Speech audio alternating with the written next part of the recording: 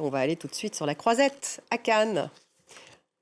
Aujourd'hui, un film devrait bouleverser les festivaliers. On retrouve Louise Dupont sur place. Louise, bonsoir. Oui, bonsoir Stéphanie, exactement. Ce film s'appelle L'Abandon de Vincent Garin, qu'il est présenté hors compétition. C'est un film grave et nécessaire qui revient sur l'assassinat de Samuel Paty, ce professeur d'histoire-géographie décapité le 16 octobre 2020 lors d'un attentat islamiste qui avait bien sûr sidéré la France. Alors ce film est porté par Antoine Reynards et Emmanuel Berco qui jouent dans les rôles principaux. Il revient donc sur les 11 derniers jours de Samuel Paty et raconte scrupuleusement les faits de ce fameux cours d'enseignement moral et civique où Samuel Paty avait présenté à ses élèves avec toutes les précautions nécessaires des caricatures de Mahomet publiées dans le journal Charlie Hebdo, de ce mensonge d'une élève qui n'était même pas présente lors du cours, jusqu'à la propagation des rumeurs et l'emballement numérique qui ont conduit à l'assassinat sordide du professeur.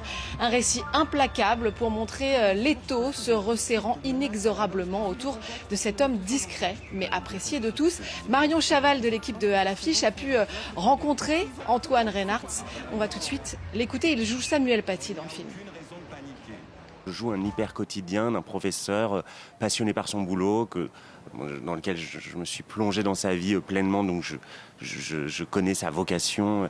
Donc à cet endroit-là, la difficulté, elle est plutôt à en parler après. Le film, on en a tellement travaillé qu'on sait qu'on est au plus proche des faits. Et après, c'est un endroit d'une grande fébrilité, d'une grande sensibilité pour beaucoup de gens. En attendant, la compétition est ouverte. Louise quitte à l'honneur ce soir sur le tapis rouge. Eh bien, ce sont les actrices Léa Drucker et Mélanie Thierry qui ont monté les marches pour La vie d'une femme. C'est le premier film français à entrer en lice pour la Palme d'Or. Il est signé Charline Bourgeois-Taquet. C'est une des 5 femmes en compétition cette année. Léa Drucker, on le rappelle, qui a été tout juste auréolée d'un César de la meilleure actrice. C'était pour son rôle dans Dossier 137, découvert ici même à Cannes l'année dernière. Alors, elle joue une chirurgienne, Gabrielle. Elle se consacre corps et âme à son métier jusqu'à ce qu'une romancière, jouée, elle, par Mélanie Thierry, vienne passer quelques semaines dans son service pour les besoins de l'écriture de son prochain livre. Son équilibre est alors bouleversé. Et on termine avec le rugissement des moteurs qui devrait faire vibrer la Croisette ce soir, Louise.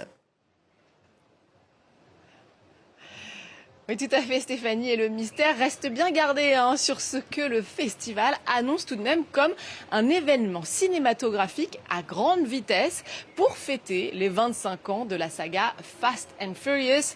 Un thriller survitaminé que vous devez sûrement connaître sur fond de courses automobiles dans les rues de Los Angeles. Le premier volet est sorti en 2001 et 10 films plus tard, la franchise est devenue un phénomène mondial. Le 11e devrait être annoncée pour 2028.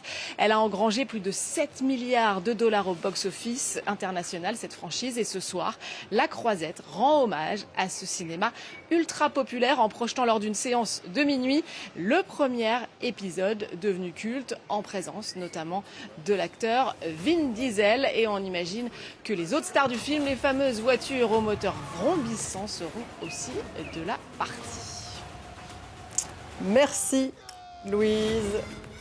Merci pour ce compte-rendu sur la Croisette. Et puis à demain.